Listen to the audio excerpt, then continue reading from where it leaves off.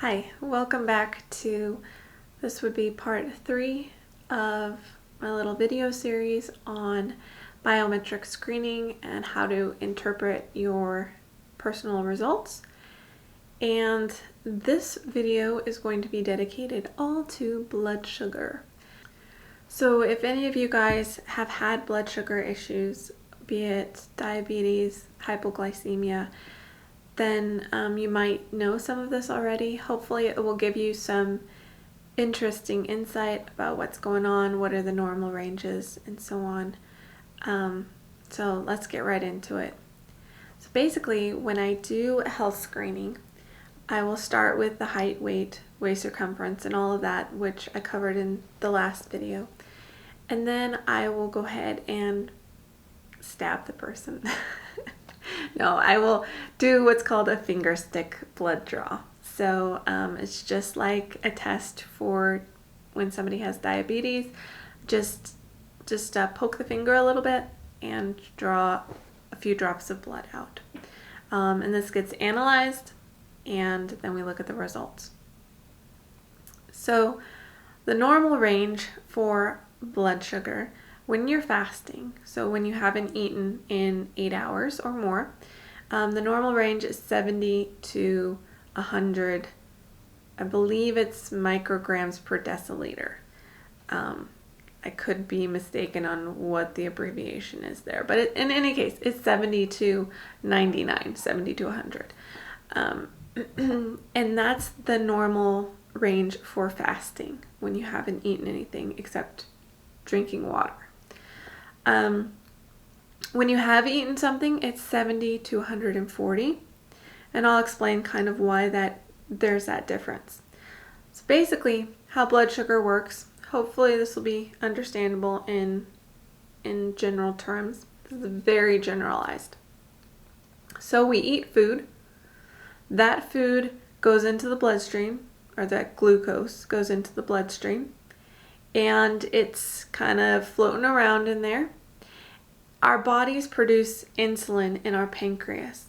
The insulin goes to the cells basically and works kind of like a lock and a key to enable our cells to uptake that glucose that's floating around in our bloodstream and to use it for energy. So the two types of diabetes, there's type 1 and type 2, are when there are different issues with that insulin. So type 1 diabetes is essentially when our pancreas is not creating the insulin needed, so we have a deficiency in insulin, so our bodies can't uptake that glucose to be used. Type 2 diabetes is also known as insulin resistance. It's basically where there is one or the other malfunction in relation to insulin. So there's insulin there, but our bodies can't use it. There are there are a lot of details behind that, but essentially the insulin is there, but we can't use it. So that type 2 diabetes is actually the one that's easier to treat with diet and exercise because the insulin is there. It's being produced by the body, but we're just not able to use it correctly. Whereas type 1, the insulin is actually not being produced, so often those people are dependent on daily insulin shots for the course of their life. And either way though, depending on type 1 or type 2, diet and exercise do play a role in managing the diabetes.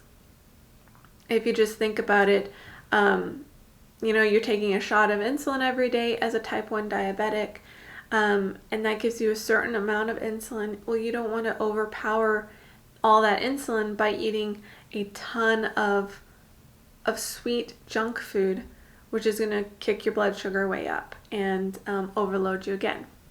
So either way, you're wanting to eat in a way that moderates the blood sugar, and exercise also plays a huge role in the ability of our body to correctly use that insulin. So another point that you may have heard of is the term glycemic index.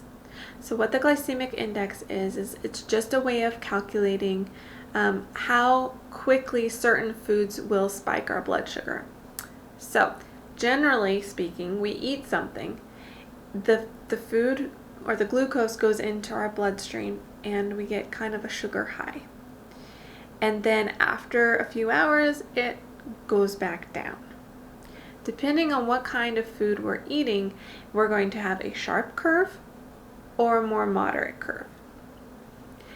Now, in blood sugar regulation and in a healthy lifestyle profile, we want to have our blood sugar curve nice and steady to avoid crashes, because if we get this really sharp spike, what can actually happen is our blood sugar can drop even lower than it started out, and that can be a cause for headaches and this feeling of lethargy and so on. I think everyone probably knows what it feels like to drink a soda and then like 2 hours later you just have this absolute crash and you feel this extreme hunger and desire to eat something else, and so then you eat something else that's extremely sugary and it boosts your blood sugar right back up, and then you crash again in a couple hours. And that's in contrast to eating a good healthy meal with lots of protein, fiber, and good fats, where you feel satisfied for several hours and you never get that initial rush and you don't get that crash.